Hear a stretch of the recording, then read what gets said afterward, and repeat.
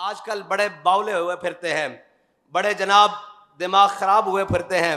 कल वो एक जिसको जैसे शैतान को जन्नत से निकाला गया था तो वो आज तक फितने कर रहा है। एक को वज़ारत उज़्मा की कुर्सी से नीचे उतारा गया है, वो आज तक फितने कर रहा है। और कहते हैं चे निस्बत खाक राब आलम पाक, तेरी किसी चीज को भी उससे निस्बत नहीं हो सकती। तूने जो अल्फाज दोहराए हैं, कहे हैं, मैं उनको दोहरा रहा हूं कि जनाब वो हुजूर के ज़माने में जैसे मुशरिकीन एक तरफ हो जाते थे और उनके बच्चे और औरतें हुजूर का कलमा पढ़ लेती थी। ओए मैं तुझे बताता हूँ हुजूर के ज़माने में क्या होता था।